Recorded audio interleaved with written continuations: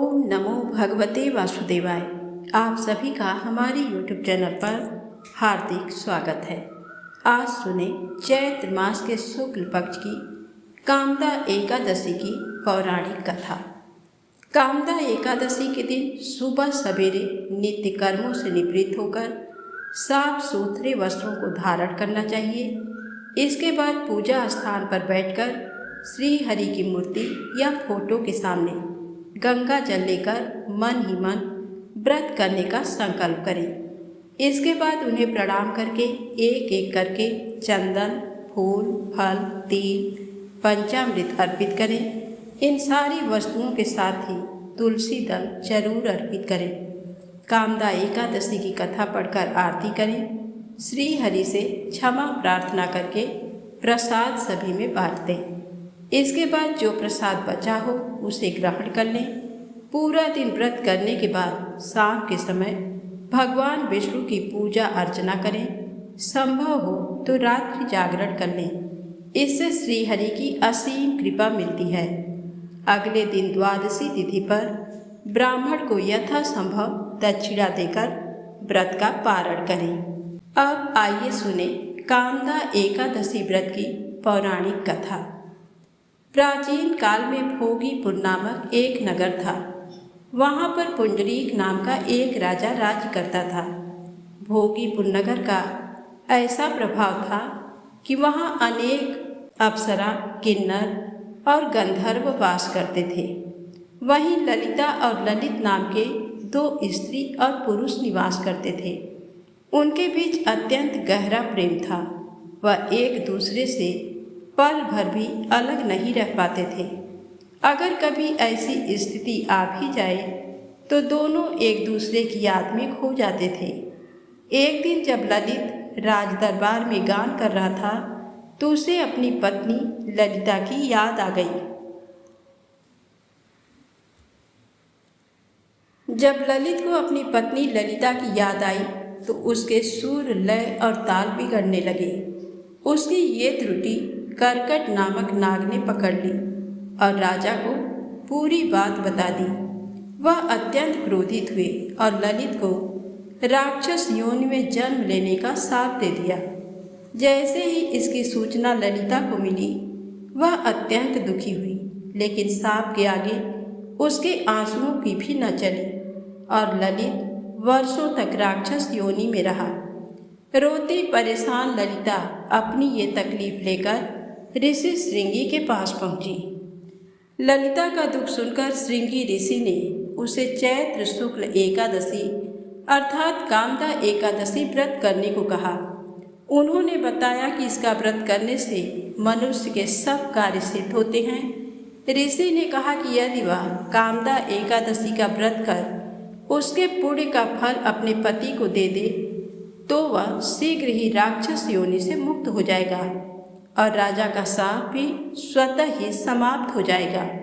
मुनि के ऐसे वचन सुनकर ललिता ने चैत्र शुक्ल एकादशी आने पर उसका व्रत किया और द्वादशी को ब्राह्मणों के सामने अपने व्रत का फल अपने पति को देती हुई भगवान से इस प्रकार प्रार्थना करने लगी, हे प्रभु, मैंने जो ये व्रत किया है इसका फल मेरे पति देव को प्राप्त हो जाए, जिससे वह राक्षस योनि से मुक्त हो जाए। एकादशी का फल देते ही उसका पति राक्षस योनि से मुक्त होकर अपने पुराने स्वरूप को प्राप्त हुआ। फिर अनेक सुंदर वस्त्र आभूषणों से युक्त होकर ललिता के साथ विहार करने लगा। उसके पश्चात वे दोनों विमान में बैठकर स्वर्ग लोक को चले गए। वशिष्ठ मुनि कहने लगे कि हे राजन, इस व्रत को विधि पूर्वक करने से समस्त पाप नाश हो जाते हैं तथा राक्षस आदि की योनि भी छूट जाती है। संसार में इसके बराबर कोई और दूसरा व्रत नहीं है। इसकी कथा पढ़ने या सुनने से वाजपेय यज्ञ का फल प्राप्त होता है। तो प्रेम से बोले, लक्ष्मी नारायण भगवान की जय हो। अब आइए सुने विष्णु भगवान की दूसरी पौराणिक कथा। एक बार नारद जी भगवान विष्णु के पास पहुँचे और उनसे कहने लगे कि भगवान, धरती पर बहुत पाप बढ़ गया है। अच्छे लोगों के साथ बुरा और बुरे लोगों के साथ अच्छा हो रहा है। तब श्री हरि विष्णु भगवान ने कहा, हे नारद जी, आपने ऐसा क्या देखा जो आप इतने व्यथित हैं? जो आप कह रहे हैं उससे संबंधित अगर कोई घटना याद है तो उसे बताइए। तब नारद जी ने उन्हें एक घटना सुनाई। नारद जी ने कहा, प्रभु, आज सुबह मैंने देखा एक गाय दलदल में फंस गई है। तभी उसी रास्ते से एक चोर गुजर रहा था। उसने उस गाय को देखा, दलदल में फंसा देखा तो, परंतु उसे बचाने के बजाय वो उसी के ऊपर पैर रखकर दलदल पार करके निकल गया।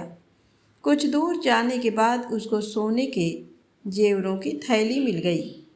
फिर कुछ देर बाद उसी रास्ते से एक साधु जा रहा था।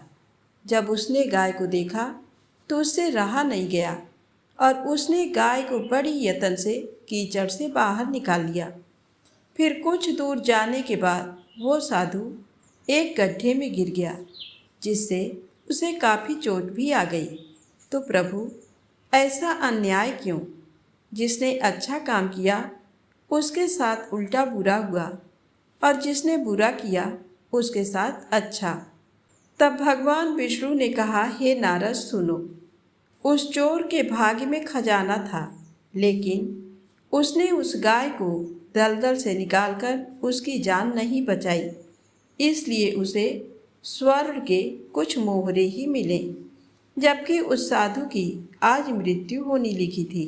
लेकिन उसने अपनी जान की परवाह न करते हुए उस गाय को दलदल से बाहर निकालकर उसके प्राण बचाए, इसलिए उसे बस हल्की फुल्की चोट आई। आगे भगवान ने नारद जी को समझाते हुए कहा कि कर्म का फल तो मिलता ही है। हाँ, हो सकता है उसका माध्यम अलग हो, लेकिन इंसान को उसके कर्मों का फल मिलता जरूर है। तो प्रेम से बोले, लक्ष्मी नारायण भगवान की जय हो। अब आइए सुने तुलसी दल की महिमा कथा। एक बार महर्षि नारद के मन में तुलसी दल की महिमा संसार को बताने की इच्छा हुई। बस क्या था, वे द्वारकाधीश श्री कृष्ण की परम उपासिका पत्नी सत्यभामा जी के महल में पहुंच गए। वहां उनका बहुत स्वागत हुआ। सत्यभामा जी ने नारद जी से पूछा, मुनिवर, क्या शास्त्र, पुराण, वेद, उपनिषद आदि में कोई ऐसा साधन बताया गया है जिसके अनुष्ठान से मुरली मनोहर प्रभु श्याम सुंदर जन्म जन्मांतर, युग युगांतर, कल्प कल्पांतर तक हमें प्रेमी पति के ही रूप में प्राप्त हो सके? देवर्षि नारद ने मुस्कुराते हुए कहा, इसके लिए एक बहुत सरल साधन है। जो वस्तु पूरी श्रद्धा से सुयोग्य पात्र को शुभ अवसर पर प्रदान की जाती है, वह परलोक में और अन्य जन्मों में अनंत गुना होकर दाता को प्राप्त होती है। आप अपने पति भगवान श्री कृष्ण को ही शुभ मुहूर्त में श्रद्धा पूर्वक किसी सत्पात्र ब्राह्मण को दान कर दें। इस विशिष्ट दान से श्री कृष्ण सदा के लिए आपको ही पति के रूप में प्राप्त होते रहेंगे। नारद जी के मुंह से ये बात सुनकर सत्यभामा जी ने कहा, संयोग से जब आप उपस्थित हैं तो मैं दूसरा सत्पात्र कहाँ ढूंढूंगी? इससे बढ़कर मेरा सौभाग्य क्या होगा? आप ही मेरा ये पवित्र कार्य संपादित करा दें और मेरी प्रार्थना स्वीकार कर इस महादान को आप ही ग्रहण करने की कृपा करें। नारद जी ने अपनी स्वीकृति दे दी और संकल्प पढ़कर सत्यभामा जी द्वारा दिए गए पति दान को ग्रहण कर लिया। इसके बाद सत्यभामा जी और नारद जी श्री कृष्ण के पास गए। नारद जी ने उनसे कहा, भगवान, सत्यभामा जी द्वारा अब आप मुझको दान दिए जा चुके हो। मेरी बीड़ा उठाइए और चलिए मेरे साथ। श्री कृष्ण को नारद जी के साथ जाते देखकर सभी रानियां घबरा गईं। सत्यभामा जी से सारी बात ज्ञात होने पर वे कहने लगीं, अरे बावरी, तुमने ये क्या किया? क्या कभी अपने पति का भी दान किया जाता है? अत्यंत दीनता से रानियों ने नारद जी से कहा, देवर्षि, क्या इसका कोई समाधान है? नारद जी ने कहा, एक समाधान है। श्री कृष्ण के बराबर अन्य किसी वस्तु का दान कर दिया जाए। फिर क्या था? सभी रानियों ने पल भर में ही श्री कृष्ण को तराजू के एक पलड़े पर बिठा दिया और दूसरे पलड़े पर अनंत रत्न, स्वर्ण, आभूषण आदि बहुमूल्य पदार्थ रख दिए। किंतु भगवान को कौन किस वस्तु से तौल सकता है? अंत में सभी रानियां श्री कृष्ण के विरह की संभावना से प्रेम विह्वल होकर अश्रुपात करने लगी। तब प्रभु का संकेत पाकर सत्यभामा जी ने एक तुलसी दल तराजू के दूसरे पलड़े पर रख दिया। प्रभु का पलड़ा तुलसी दल की तुलना में हल्का पड़ गया। केवल तुलसी दल ही पलड़े पर रह गया, अन्य सभी वस्तुएं पलड़े से हटा दी गईं। प्रभु के द्वारा तुलसी दल की महामहिमा देखकर सभी रानियां अत्यंत प्रसन्न हो गईं। तुलसी दल की महिमा का यही रहस्य भगवान को जगत को दिखाना था। भगवान ऐसे भक्त वत्सल हैं कि यदि कोई एक तुलसी दल एवं एक चुल्लू जल भी भगवान को प्रेम से अर्पण करता है तो वे भक्त के हाथ स्वयं बिक जाते हैं। तुलसी भगवान विष्णु को अत्यंत प्रिय हैं, इसलिए वैष्णवी नाम से जानी जाती हैं। तुलसी के एक पत्ते से भगवान विष्णु श्री कृष्ण की पूजा करने से मनुष्य वैष्णवत्व प्राप्त करता है। तो प्रेम से बोले, श्री हरि विष्णु भगवान की जय हो, तुलसी माता की जय हो। आइए सुने भगवान श्री कृष्ण के भक्त बिल्वमंगल की कथा।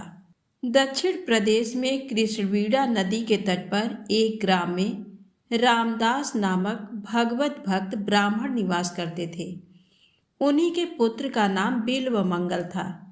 पिता ने यथासाध्य पुत्र को धर्म शास्त्रों की शिक्षा दी थी। बिल्वमंगल पिता की शिक्षा तथा उनके भक्ति भाव के प्रभाव से बाल्यकाल में ही अति शांत, शिष्ट और श्रद्धावान हो गए थे। दैव योग से पिता माता के देहावसान होने पर जब घर की संपत्ति पर बिल्वमंगल का अधिकार हुआ, तभी से उनके साथ कुसंगी मित्र जुटने लगे। कुसंगी मित्रों की संगति से बिल्वमंगल के अंतःकरण में अनेक दोषों ने अपना घर कर लिया। एक दिन गांव में कहीं चिंतामणि नाम की एक वेश्या का नाच था। शौकीनों के दल नाच में जा रहे थे। बिल्वमंगल भी अपने मित्रों के साथ वहां जा पहुंचे। वेश्या को देखते ही बिल्वमंगल का मन चंचल हो उठा। विवेक शून्य बुद्धि ने सहारा दिया। बिल्वमंगल डूबे और उन्होंने हाड़ मांस भरे चाम के कल्पित रूप पर अपना सर्वस्व न्यौछावर कर दिया। तन मन धन कुल मान मर्यादा और धर्म सबको उत्सर्ग कर दिया। ब्राह्मण कुमार का पूरा पतन हुआ। सोते जागते उठते बैठते और खाते पीते सब समय बिल्वमंगल के चिंतन की वस्तु केवल एक चिंता ही रह गई।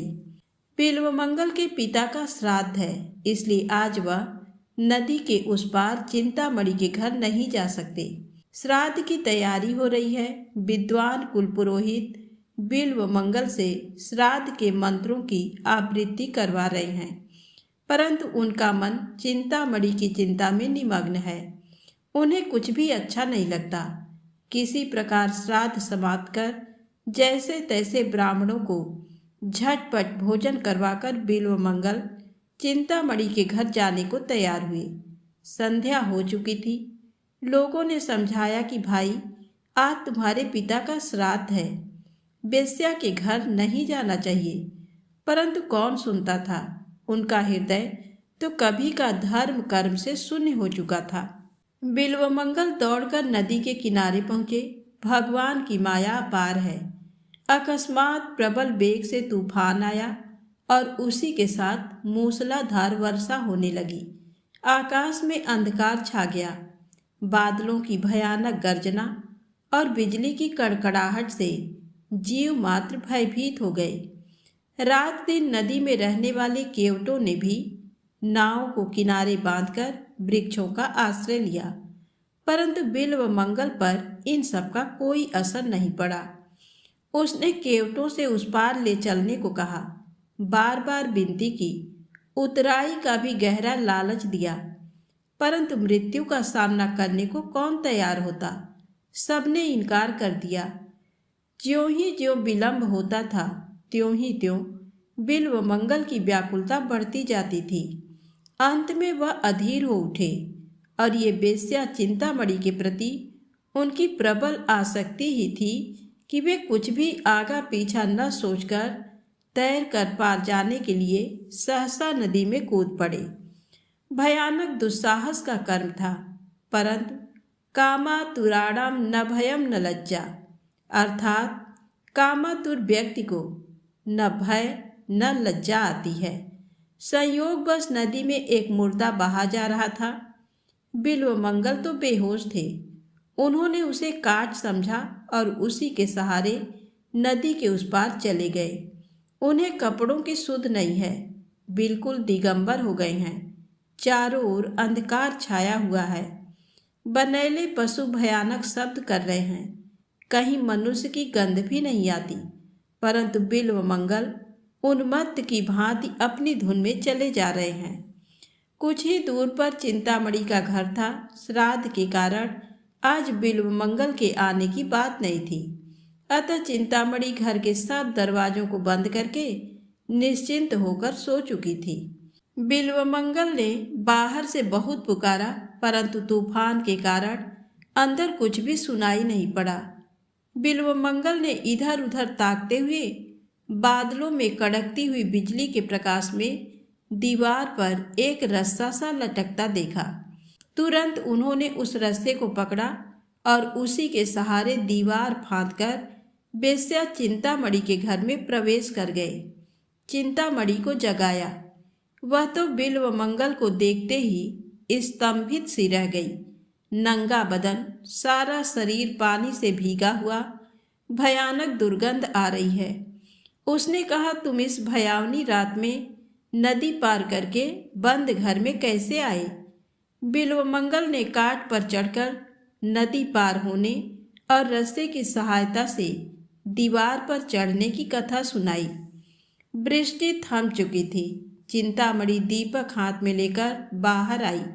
देखती है तो दीवार पर एक भयानक काला नाग लटक रहा है और नदी के तीर सड़ा हुआ मुर्दा पड़ा है।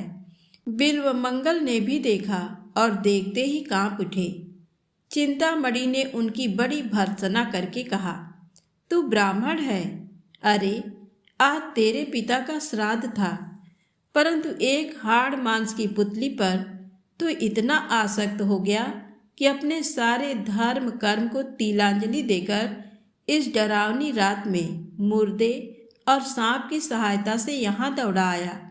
तू आज जिसे परम सुंदर समझकर इस तरह पागल हो रहा है, उसका भी एक दिन तो वही परिणाम होने वाला है जो तेरी आंखों के सामने इस सड़े मुर्दे का है। धिक्कार है तेरी इस नीच वृत्ति को। अरे, यदि तू इसी प्रकार उस मनमोहन श्याम सुंदर पर आसक्त होता, यदि उससे मिलने के लिए यूं छटपटाकर दौड़ता, तो अब तक उसको पाकर तू अवश्य ही कृतार्थ हो चुका होता। बेस्या की बाड़ी ने बड़ा काम किया। बिल्व मंगल चुप होकर सोचने लगे। बाल्यकाल की स्मृति उसके मन में जाग उठी।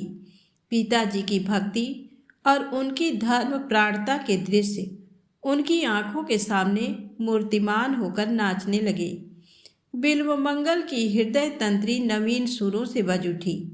भगवत प्रेम का समुद्र उमड़ पड़ा और उनकी आंखों से अश्रुओं की धाराएं बहने लगी। बिल्व मंगल ने चिंतामणि के चरण पकड़ लिए और कहा, माता, तूने आज मुझको दिव्य दृष्टि देकर कृतार्थ कर दिया। मन ही मन चिंतामणि को गुरु मानकर प्रणाम किया और उसी क्षण चिंतामणि के घर से निकल पड़े।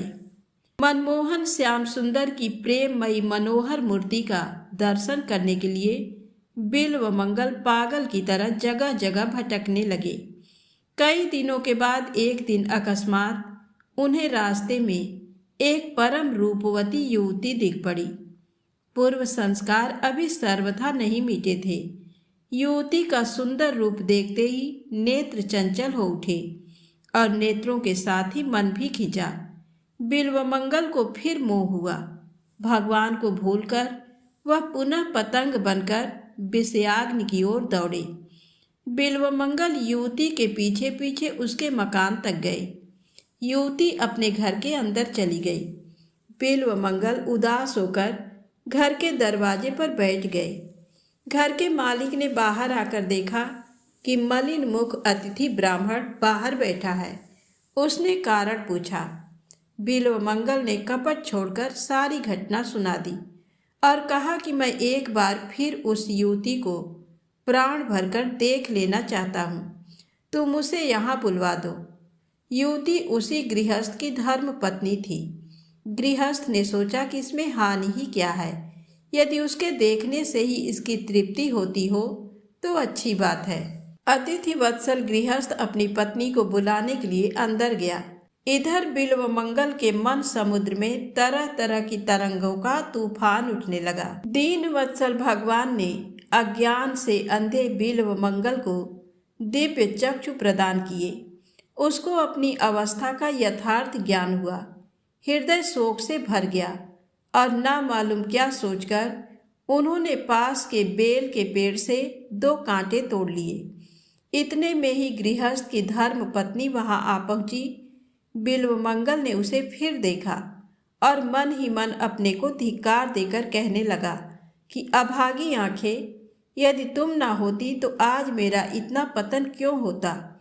इतना कहकर बिल्वमंगल ने, चाहे ये उनकी कमजोरी हो या और कुछ, उस समय उन चंचल नेत्रों को दंड देना ही उचित समझा और तत्काल उन दोनों कांटों को दोनों आंखों में भोंक लिया। आंखों से रुधिर की धारा बहने लगी।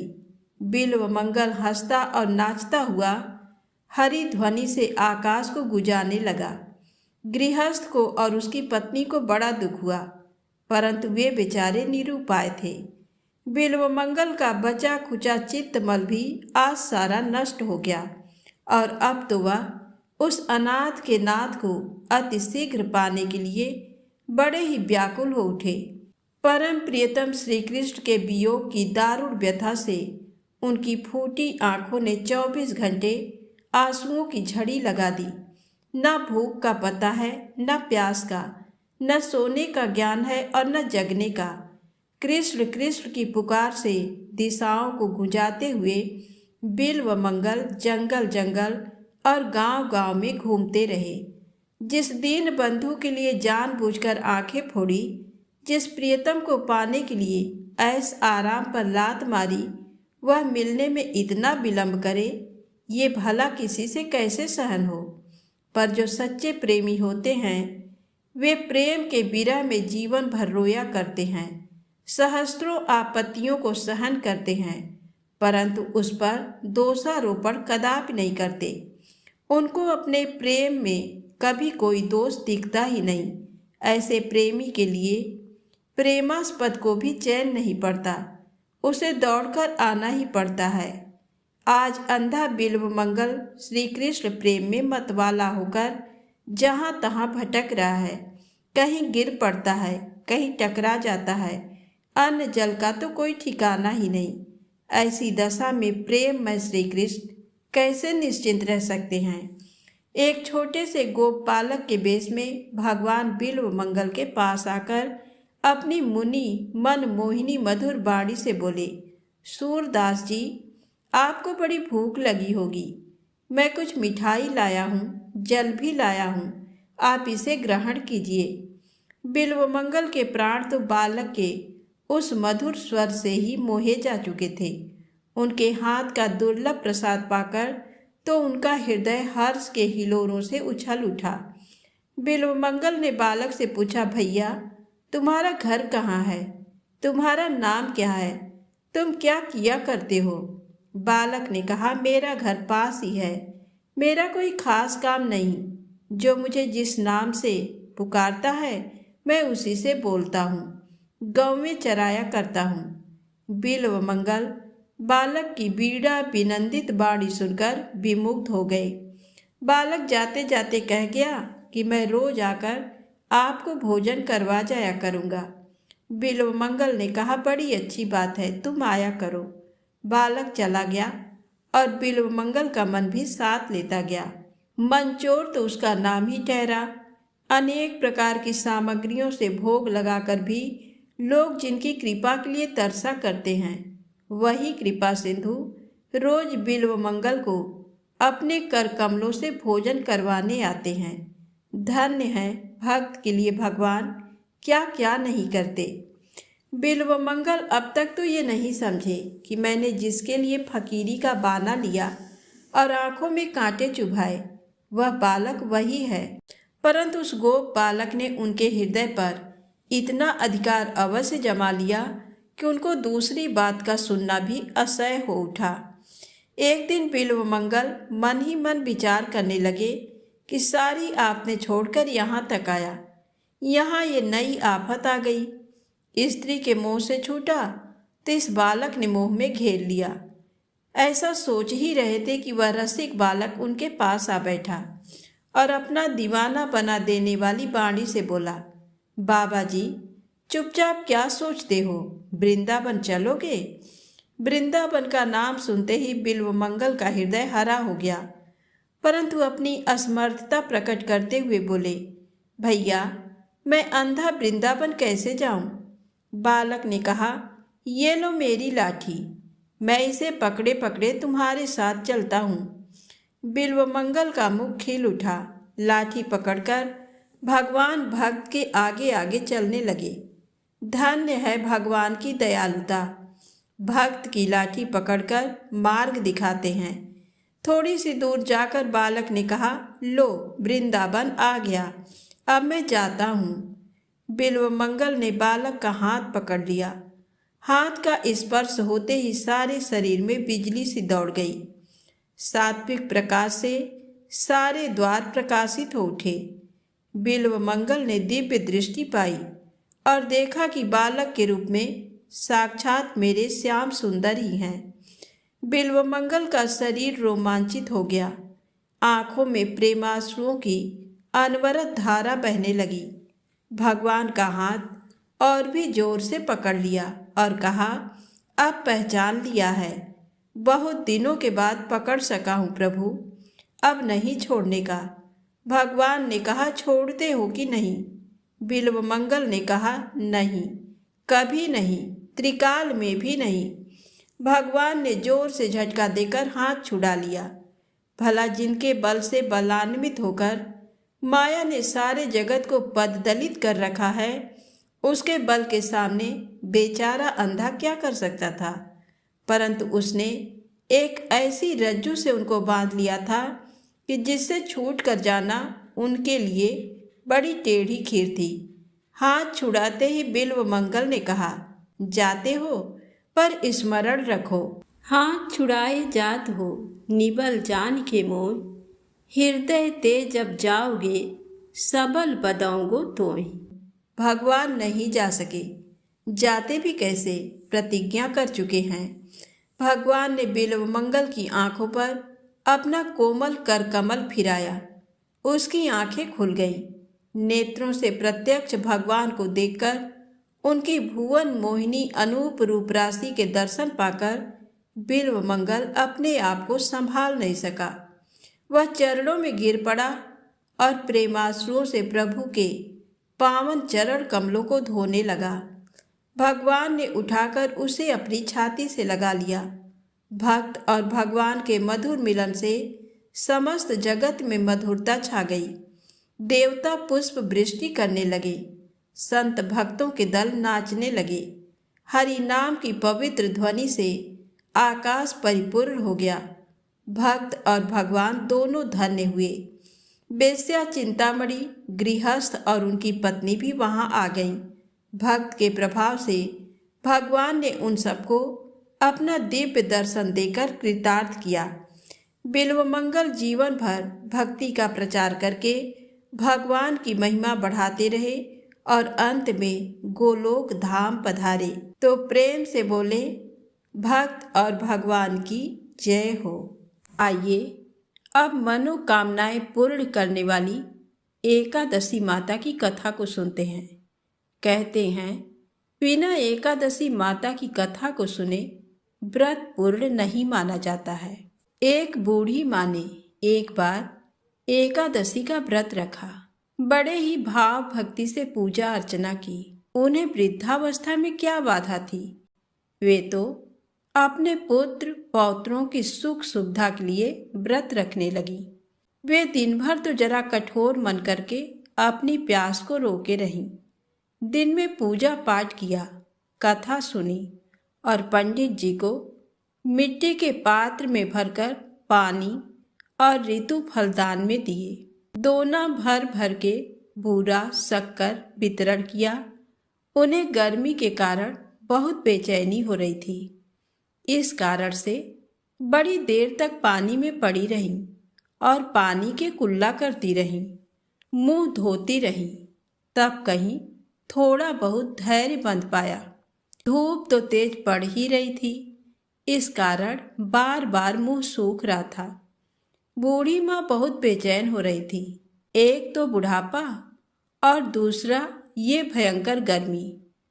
वृद्धावस्था की स्थिति तो कुछ दूसरी ही प्रकार की होती है। जैसे तैसे रो धो के दिन कट पाया। अब पहाड़ सी रात सामने थी। उसका कटना बड़ा ही कठिन दिखाई दे रहा था। खटिया पर पड़े शांति नहीं मिल रही थी। वे बार बार करवट बदल रही थी। अनेक बार वे बाहर जाती और भीतर आती। उन्हें घर के अंदर शांति नहीं थी। वे पड़ी पड़ी एकादशी माता का स्मरण करती रहीं। वे कहती रहीं कि हे माता जी, आप मेरी लाज रखिएगा। आप ही मुझे शक्ति दे दीजिएगा, जिससे मैं भली भांति आपका व्रत कर सकूं और ये पहाड़ सी रात शांतिपूर्वक व्यतीत हो सके। प्यास के कारण बूढ़ी माँ की बेचैनी तो बढ़ ही रही थी। उन्होंने धैर्य रखने का बहुत प्रयास किया, किंतु सहनशीलता की सीमा टूट गई और वे घबराकर एकदम चिल्ला पड़ी। बोली कि बचाओ बचाओ। अम्मा का चिल्लाना सुनकर परिवार भर के नर नारी, बच्चे और पड़ोसी सभी बूढ़ी अम्मा के खटिया के समीप पहुंच गए और सबने पूछा कि अम्मा जी, आपको क्या हुआ? आप क्यों चिल्ला रही हैं? आप इस वृद्धावस्था में ये कठिन व्रत क्यों कर रही हैं? अम्मा जी, शक्ति से ही भक्ति होती है। थोड़ी ही देर में वे फिर से बोली कि अरे, हमारे तो प्राण ही निकले जा रहे हैं। मेरी छाती पर ठंडे पानी का घड़ा रख दीजिए। नातियों ने दादी की छाती पर ठंडे पानी का पात्र रख दिया। तब कहीं उन्हें थोड़ा बहुत आराम मिला और थोड़ी देर के लिए उन्होंने अपनी आंखें बंद कर ली।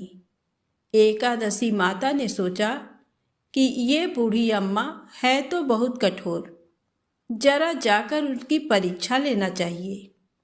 वे आधी रात को मुर्गा बनकर टेर लगाने लगी।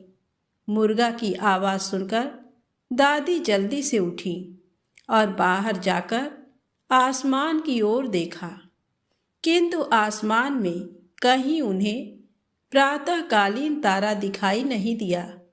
वे सोचने लगी कि ये मुर्गा क्यों और कैसे बोल गया। उन्हें प्यास तो लगी रही थी।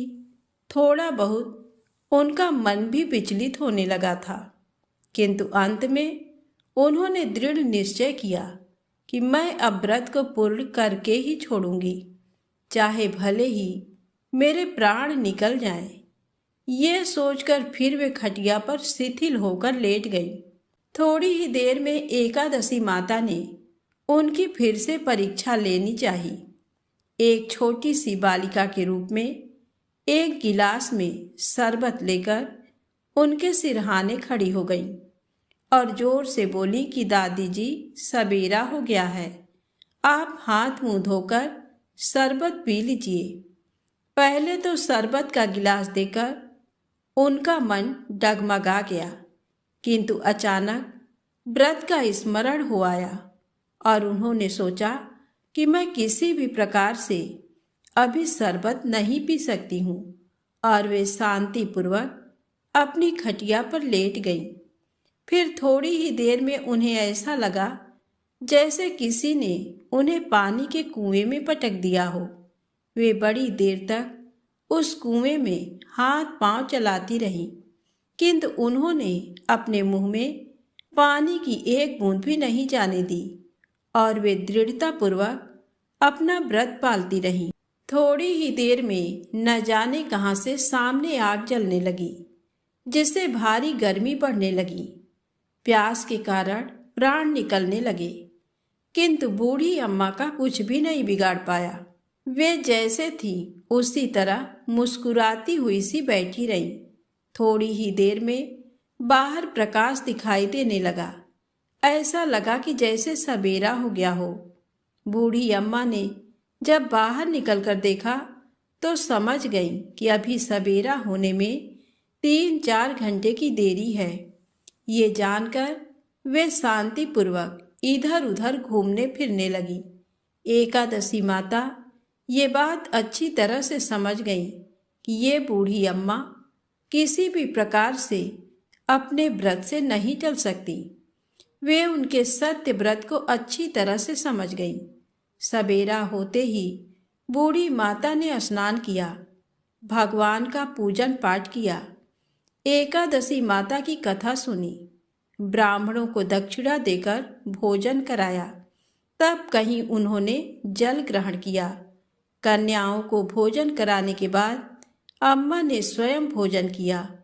उस श्रेष्ठ व्रत के प्रताप से बूढ़ी अम्मा की आयु में वृद्धि हो गई। उनका घर परिवार हरा भरा हो गया। घर में अब उनके कोई अभाव नहीं रहा। वे हर तरह के सुख साधनों से संपन्न हो गई।